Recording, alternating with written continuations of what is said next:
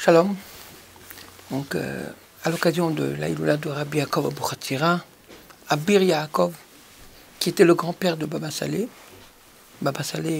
mon grand-père, et en fait, Baba Saleh, depuis longtemps, il est devenu le grand-père de tout le Ham Israël. Et donc, on va essayer aujourd'hui de dire un pirouche, un des beaux pirouchim de Rabbi Yaakov Abouchatira. Ils sont tous beaux, mais disons un pirouche qui s'adresse à nous, à notre génération, à nos contemporains, à notre époque.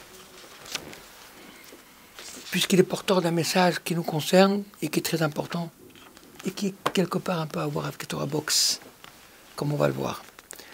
Donc, lorsque Moshe Rabbeinu a dit à Kadosh Baruch Hu, ils ne vont pas me croire, les enfants d'Israël, quand je vais leur dire que le moment de la Géoula, de la délivrance est arrivé. Ils ne vont peut-être pas me croire. Alors Hachem lui a dit de faire quelques signes qui vont prouver, quelques prodiges, qui vont être le signe en fait qu'il a été envoyé par Hachem. 3 miracles. Le premier, c'est le bâton qu'il a jeté et qui est devenu un serpent.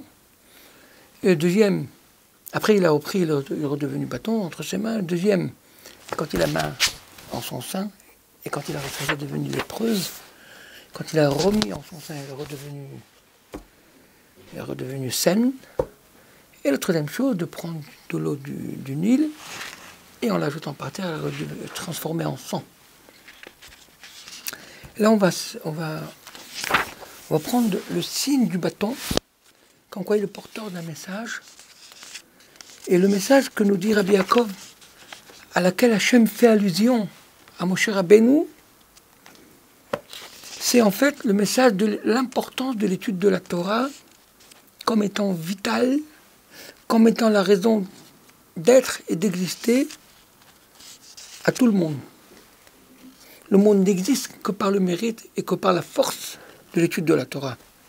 Comme il est écrit dans le Pasuk, « Ilo beriti yomam valayla, hokot shamay va'aretz lo samti » nos sages nous disent, dans ce Pasuk qu'on apprend, si pendant un instant, dans tout le monde, il n'y aura personne qui étudie la Torah, eh bien tout le monde entier se transforme en néant.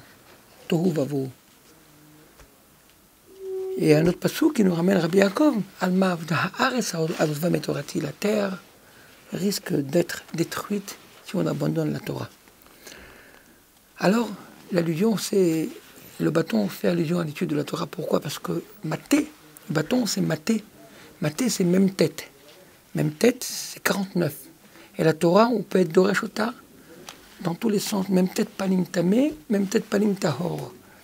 Et donc, ça fait allusion à la Torah qu'on peut l'étudier de 49 différentes façons dans la pureté ou dans l'impureté. Donc le bâton fait allusion à l'étude de la Torah. Et là, il nous fait allusion. Qu'est-ce que tu tiens dans la main? Je tiens le bâton. Ça veut dire, sur quoi tu t'appuies en fait? Sur quoi tu tiens? Sur la Torah. On s'appuie et on tient sur l'étude de la Torah. C'est là la première allusion. Après, il dit, lâche le bâton. C'est pour nous dire que si tu lâches l'étude de la Torah, eh bien, il devient un serpent qui te critique et qui représente le Nachash HaKadmon, c'est le serpent du monde supérieur, le Nachash HaKadmon qui menace, qui critique et qui met en danger le Ham Israël. Il te met en danger. Pourquoi tu n'étudies pas la Torah? Et donc, on est en danger quand on abandonne l'étude de la Torah. Ça, c'est donc le premier message.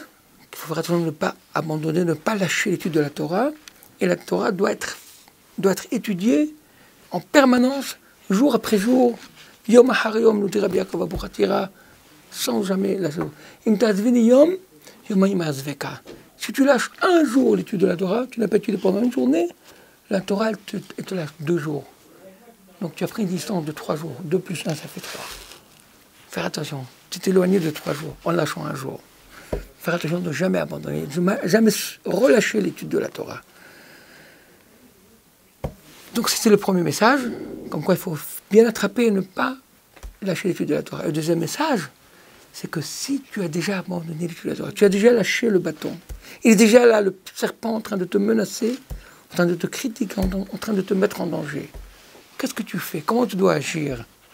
Et là, Hachem lui dit, Echos biznavo, attrape-le par la queue.